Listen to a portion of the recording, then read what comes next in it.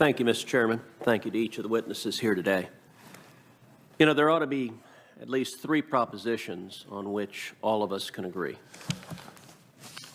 Number 1, violent crime is always unacceptable and should be punished severely.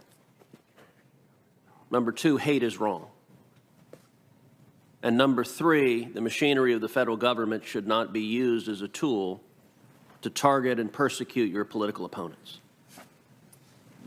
All 3 of those propositions should be ideas that bring us together regardless of where you fall on the political spectrum.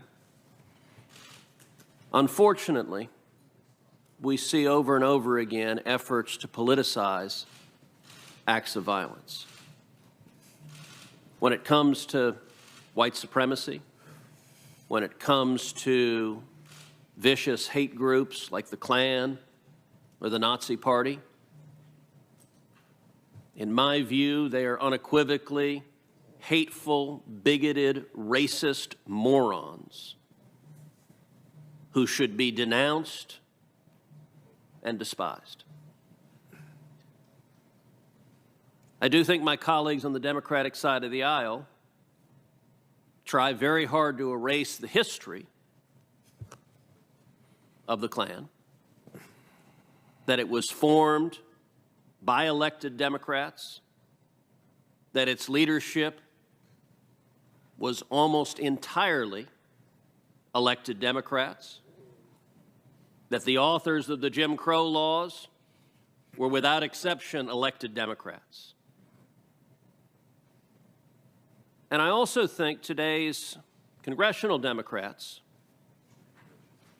try to use the charge of white supremacy, which is undoubtedly evil, bigoted, and wrong, and weaponized by their own party.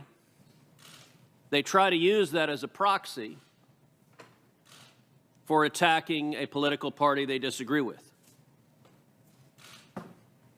And they do so by diminishing anti-Jewish violence, anti-Asian violence, violence directed at white people, violence directed at police. My view is simple. Violence is always wrong. Whatever your ideology, left wing, right wing, no wings. If you are seeking to hurt people, it is wrong.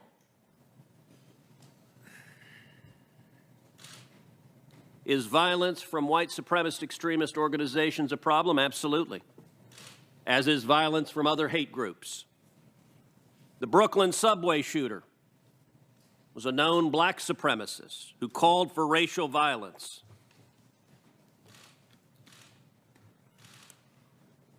The Waukesha attacker who murdered 6 people driving an SUV into a Christmas parade was a viciously left-wing black nationalist bigot. 2016, another black nationalist gunned down 5 police officers in Dallas. I was there with President Obama at the funeral for those police officers. He did so on explicitly racial grounds. In 2019, 2 anti-Semitic domestic terrorists gunned down 4 people in a kosher grocery store. San Francisco in the past year has seen a 567% increase in anti-Asian violence.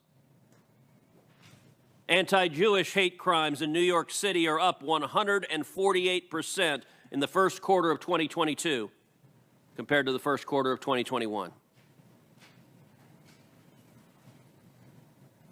And then, of course, we have the violence of the Antifa riots and the Black Lives Matter riots that racked this country. As stores were looted, police cars were firebombed, people were assaulted, people were murdered. My colleagues on the Democratic side of the aisle sought to excuse, sought to apologize for, even went so far as raised money to bail out of jail the violent rioters committing these acts of violence.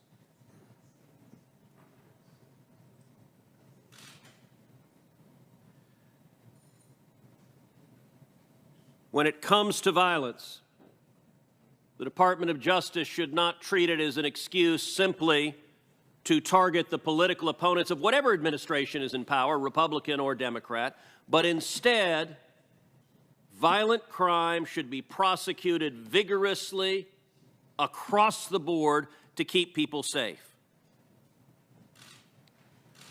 Mr. Herdman, you personally prosecuted the anarchist bridge bombers, 5 left-wing extremists who broke off of the Occupy protests and plotted to bomb a bridge in the Cleveland area. Is that correct? Yes, Senator.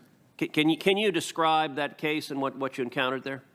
Well, it was an evolving threat picture. There were a number of different attacks that were contemplated as I spoke to in my written testimony.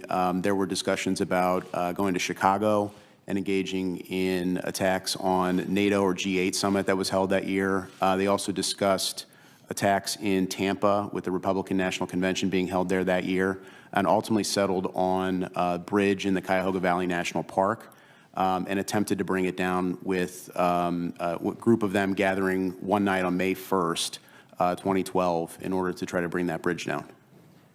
In your judgment, do policies that result in giving a slap on the wrist to violent criminals and violent terrorists, that release people who commit riots and acts of violence, release them with minimal to no jail time, do those policies protect society? Do they keep us safe from violence?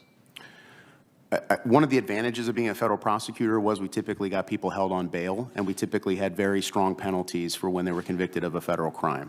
And if we were going to hold somebody accountable under federal law for a violation of federal criminal law, those were my expectations as a federal prosecutor, that they'd be held on bail and that they would get a severe sentence as a result of a violent crime. Thank you. Thank you very much. Senator Durbin went to vote. And so I just want to start out by noting that the intelligence community has identified racially or ethnically motivated violent extremists as a category of people most likely to conduct mass casualty attacks. I think we have an agreement on that. But one thing that wasn't noticed, and this is just 1 year of statistics, but was not noted by Senator Cruz, and that is that the FBI reported that of the racially or ethnically motivated violent extremists it was investigating in 2020, so let me be very clear about the category, 87% were white supremacists. So I just think it's very important that the record reflect that. It's certainly not all of them, but it, at least for the recent year that we have data on, it was the majority of them. So getting to that, Commissioner Whitfield, I am so sorry for your loss. I understand that your mom was a loving and devoted mom and wife, and that she was at the market buying groceries for your dad, who is in a nursing home. And I can't imagine what you, your father, the rest of your families are going to, and I just want to respect your courage for coming forward and speaking today, and want you to know that there's a lot of us that are on your side here and want to take action. While there's nothing we can do to bring back your mom or the other victims at the grocery store, how can our response to this tragedy help you, your family, and your community to heal? Thank you, Senator. First of all, by calling it what it is, and not, sweeping it under the rug and beating around the bush. It is white supremacy. It's a problem. And this young man, though he pulled the trigger, others loaded the gun. Others fed him. Others radicalized him. All of the things that we've been talking about here today contributed to his racist, evil behavior. And until we start holding those entities accountable and calling them out, we're not going to be able to do anything about this. There's a lot of talk about whether you deal with the ideology or you deal with the acts. The truth of the matter is, if you just deal with the acts, you're never going to stop it. You're going to be after the fact all the time. How do you stop it? You have to deal with the ideology. You have to start at the root if you're going to ferret this thing out. So you're asking what you can do. I don't have the answers. But we have to call it what it is. We have to start by identifying what the issues are and address them and have, real conversations about that. We have to face these things. I think as that's a a really good country. point.